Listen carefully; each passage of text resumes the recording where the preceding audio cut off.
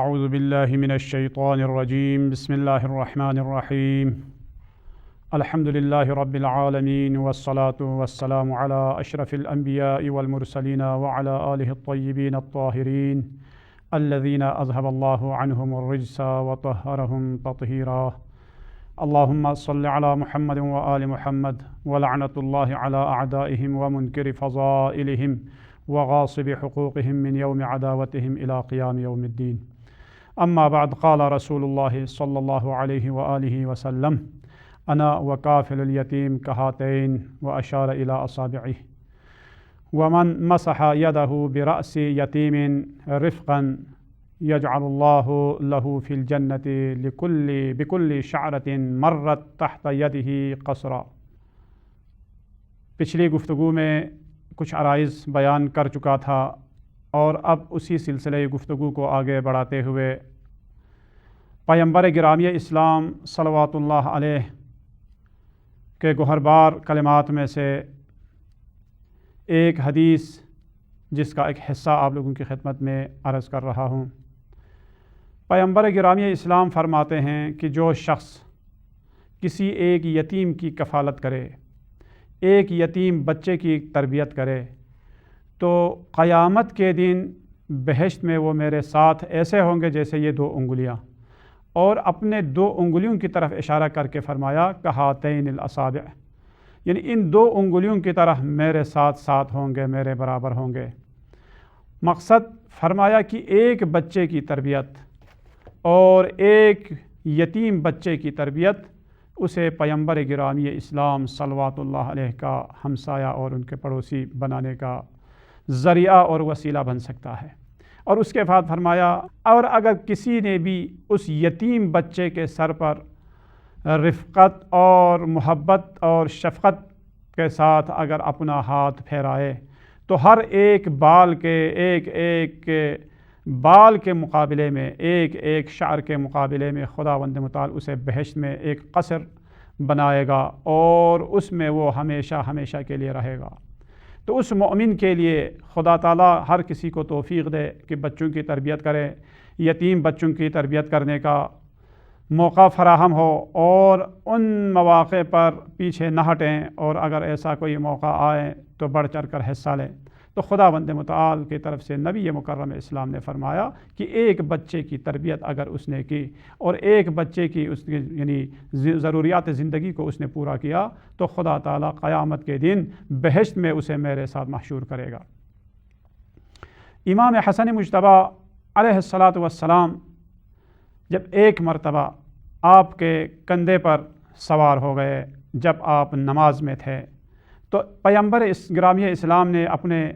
بچے کو اپنے کندھے سے نہیں اتارا.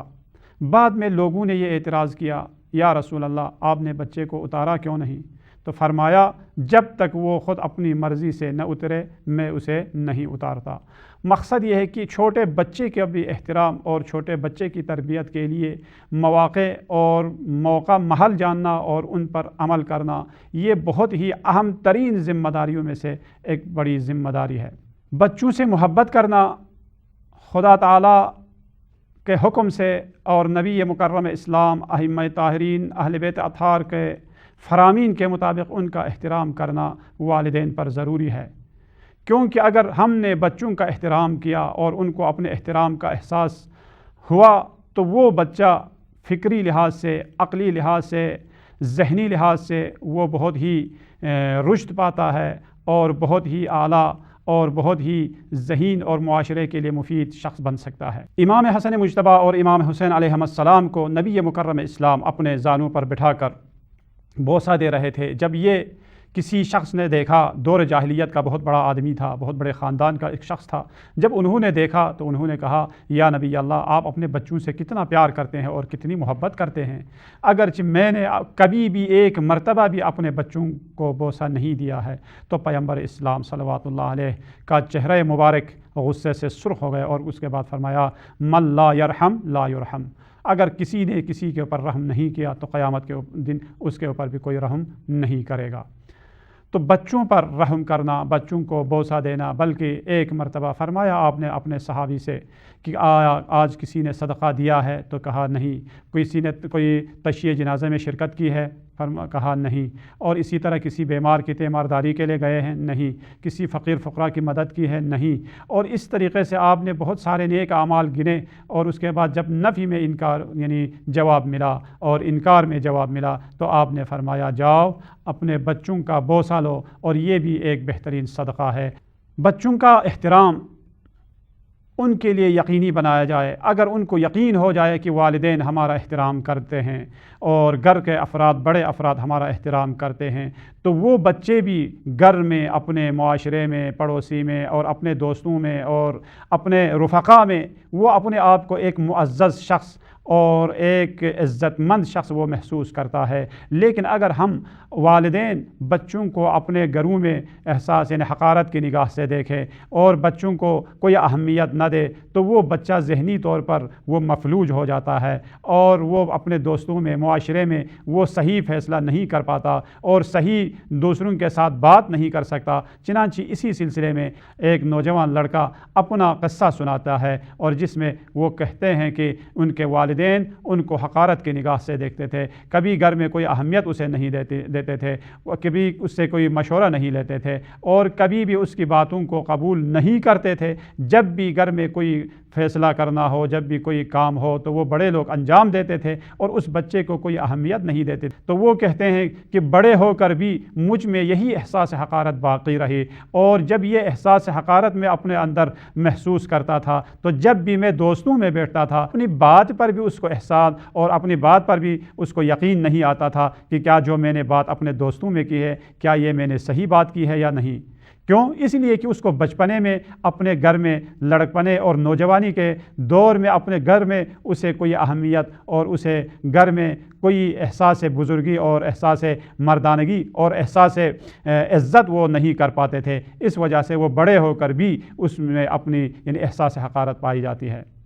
تو لہٰذا بچوں کو احترام کا یقین دلانا چاہیے اور ان کا احترام کرنا چاہیے۔ والدین ان سے مشورہ لے اور مشورے کے طور پر بچوں سے کام لے۔ ایسا نہ ہو کہ بچہ جو ہے وہ ہم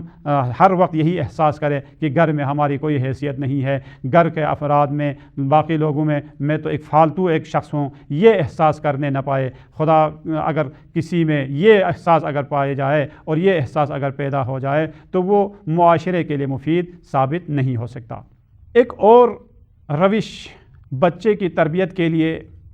اور ایک راہ وہ یہ ہے کہ بچوں کے استعداد پر ہمیں اور والدین کو توجہ دینی چاہیے کہ میرا بچہ اس کے اندر کون سی استعداد زیادہ پائی جاتی ہے، لہٰذا بچے کو اسی لائن میں لگائے۔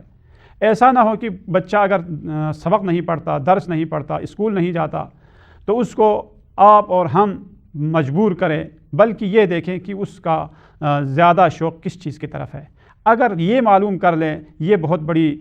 سعادت ہے انسان کے لیے کہ اس بچے کے استعداد کس چیز میں ہیں اور کس چیز کی طرف وہ زیادہ توجہ دیتے ہیں۔ اگر یہ معلوم ہو جائے تو اس کی زندگی جو ہے وہ سنور سکتی ہے۔ چنانچہ اسی سلسلے میں ایک واقعہ ہے کہ ایک شخص تھا بہروز نامی، بچپنے میں نہ خود پڑھتا تھا اور نہ دوسرے بچوں کو پڑھنے دیتا تھا، بہت شریر تھا اور بچوں کو بھی پڑھنے نہیں دیتا تھا۔ تو ان کے والدین جو ہے وہ ہمیشہ اسی غم اور اسی فکر میں رہتے تھے کہ یہ بچہ جو ہے کہیں جا کے پڑھ جائے، لیکن وہ پڑھتا نہیں تھا، نہ دوسروں کو پڑھنے دیتا تھا۔ لیکن ایک مرتبہ ایک ماہر نفسیات، ایک حکیم اور ایک ڈاکٹر اور ایک استاد جو نفسیات کا ماہر تھا، انہوں نے اپنے پاس بلایا اور اس سے سوال کیا، ہاں بیٹا آپ درس کیوں نہیں پڑھتے؟ کچھ نصیحت کرنا چاہا اور اسی طرح آپ کچھ باتیں کر رہے تھے، لیکن اسی دوران میں بچہ جو ہے وہ زمین کے اوپر وہ نقاشی کھینچ رہا تھا، وہاں پر وہ تصویر بنا رہا تھا۔ ایک مرغے کی تصویر اس نے بنائی کہ جو ایک درخت پر بیٹھا ہوا ہے، اور اس کو مٹی کے اوپر اس نے جب یہ بنائی اور بہترین اور بہت ہی خوبصورت نقشہ جب بنایا تو وہ ماہر نفسیات جو استاد پہچان گئے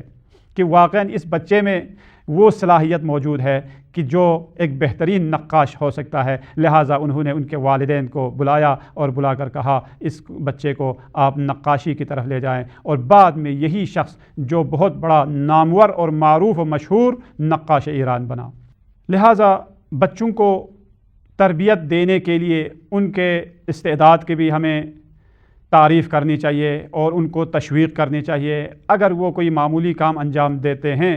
تو اس وقت والدین کو اس کام کا جو ہے شوق دلانا چاہیے اور اس کی تشویق کرنا چاہیے، اور اس کے لیے یہ کہیں بہت اچھا بچہ جو ہے، آپ نے بہت اچھا کام کیا ہے، یہ بہت اچھا آپ نے عمل انجام دیا ہے، کتنا اچھا اور کتنا پیارا عمل انجام دیا ہے اور کتنا پیارا کام کیا ہے۔ اس طریقے سے ہم انہیں تشویق کریں، والدین بچوں کو جو ہے زیادہ سے زیادہ تشویق کریں۔ تشویق کر کے ہی آپ اور ہم اپنے بچوں کو صحیح راستے پر لا سکتے ہیں اور ان کے استعداد کو شکوفا کر سکتے ہیں۔ چنانچہ اسی سلسلے میں ایک شخص کہتا ہے کہ میرا ایک دوست تھا جو مداری تھا، اور جو شیر، ببر، ریچھ اور ان تمام حیوانات وحشی کے ساتھ اس کا سروکار تھا۔ وہ دیکھتا تھا کہ یہ ہر کوئی شیر ہو، چیتا ہو یا ریچھ ہو، اس کے ہر باتوں پر وہ عمل کرتے ہیں اور یہ تمام حیوانات اس کے گرد گھومتے ہیں، اور وہ یہ اس بات پر انہوں نے تحقیق کہ آخر کیا ماجرا ہے، کیا اس نے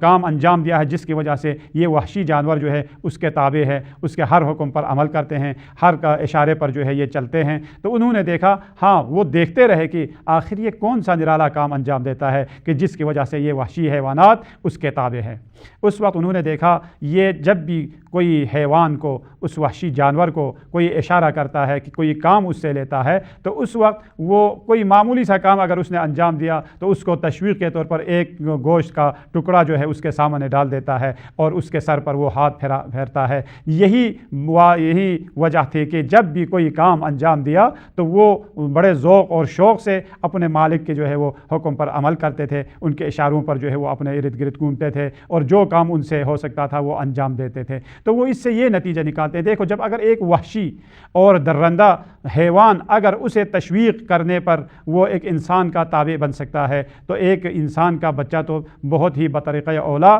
وہ اپنے والدین کا تابع بن سکتے ہیں۔ لہٰذا وہ فرماتے ہیں کہ ہمیں بچوں کے جو ہے نا ہر کام پر جو ہے نا تشویق کرنا چاہیے، اور اگر کبھی کوئی استعداد میں کمی آ جائے یا اگر کبھی کوئی خطا کرے تو پردہ ڈالنا چاہیے، تب جا کر وہ بچہ جو ہے یہ احساس کرے گا کہ میرے والدین میرے کاموں پر توجہ بھی دیتے ہیں اور میرے کاموں پر وہ تشویق بھی کرتے ہیں اور ان کو میرے کام بھی پسند ہے، لہٰذا وہ اپنے اس کام کو بطور احسن اور بہتر طریقے سے وہ انجام دینے لگتا ہے۔ اور اسی طرح ایک اور اصول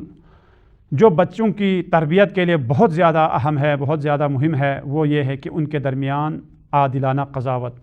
کہ اگر کوئی شخص اپنے بچوں میں یہ احساس پیدا کر لے کہ میرے والدین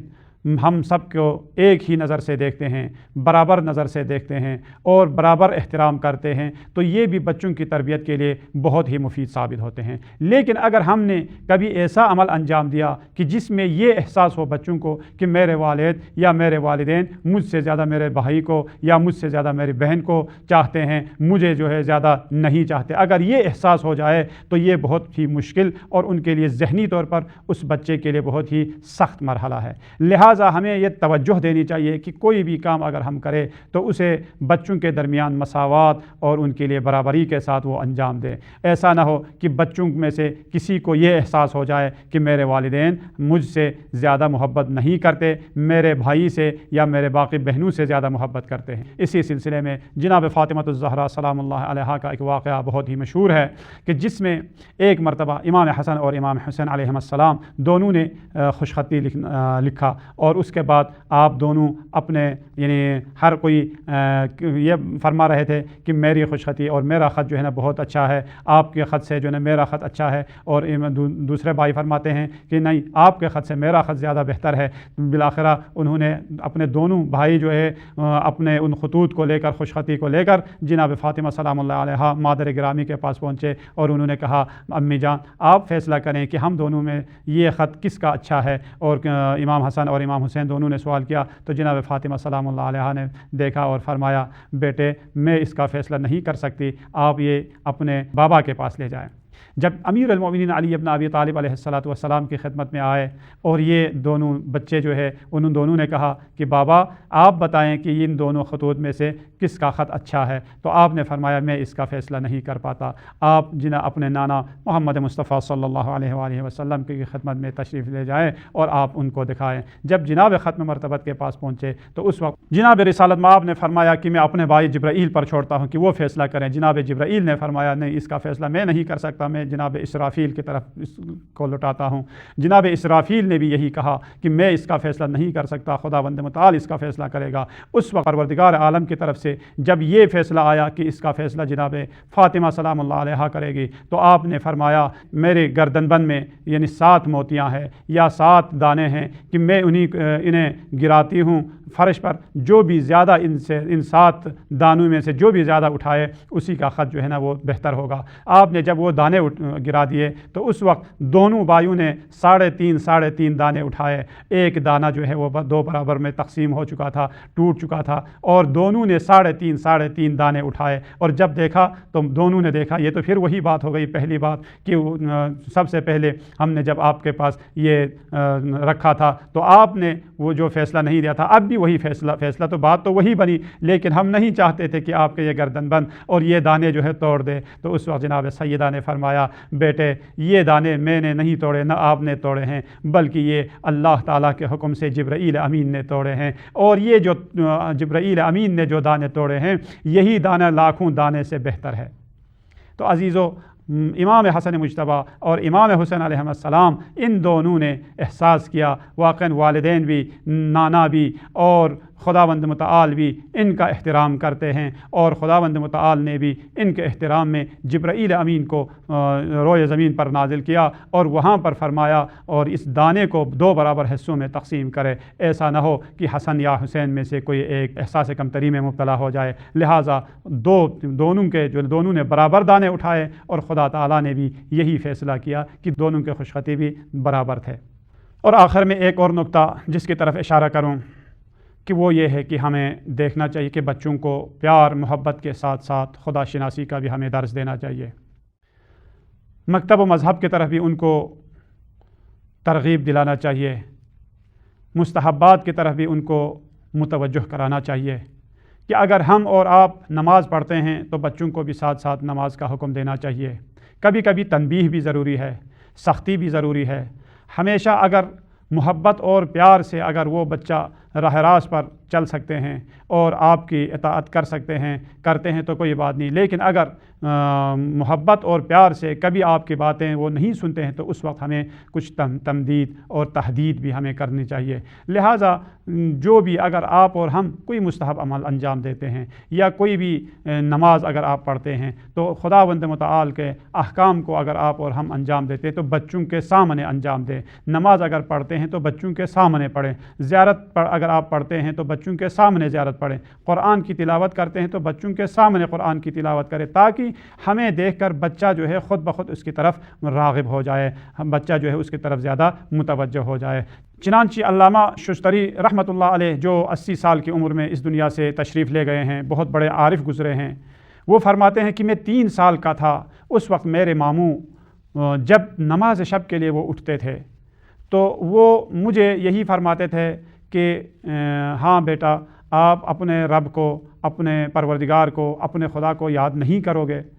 تو میں ان سے یہی سوال کرتا تھا کہ ماموں جان میں کیسے اپنے خدا کو یاد کروں؟ تو انہوں نے فرمایا کہ خدا کو یاد کرنے کا ایک طریقہ یہ ہے کہ ایک جملہ میں آپ کو بتاتا ہوں، اسی جملے کو آپ 3 بار روزانہ دہرایا کریں۔ ہر عمل کو وہ دیکھ رہا ہے اور میں خدا تعالیٰ کے حضور میں ہوں، یہ جملہ دہراتے رہیں۔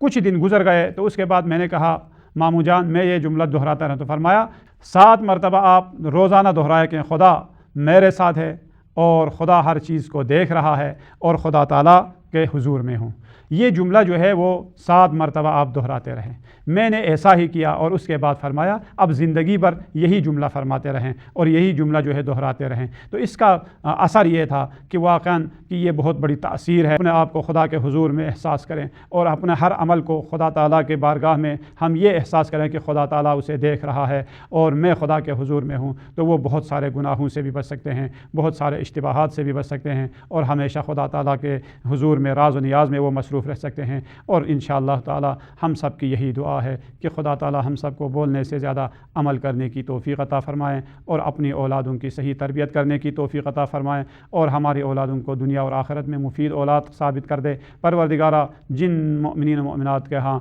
اولاد نہیں ہے ان کو اولاد صالحہ عطا فرمائیں۔ پروردگارہ محمد و آل محمد کی دنیا میں زیارت اور آخرت میں ان کی شفاعت ہم سب کو نصیب فرمائیں۔ جو بھی مؤمنین و مؤمنات بیمار ہیں ان کو شفاء کامل و عاجل عطا فرمائیں۔ جو بھی پریشان ہیں پریشان حال ہیں ان کی پریشانیاں دور فرمائیں۔ شایان حیدر کرار جہاں کہیں بھی ان کی جان مال عزت آبرو اور ناموس کی حفاظت فرمائیں۔ دشمنان تحشائے و دشمنان اہل بیت کو نیست و نابود فرمائیں۔ والسلام علیکم ورحمۃ اللہ وبرکاتہ۔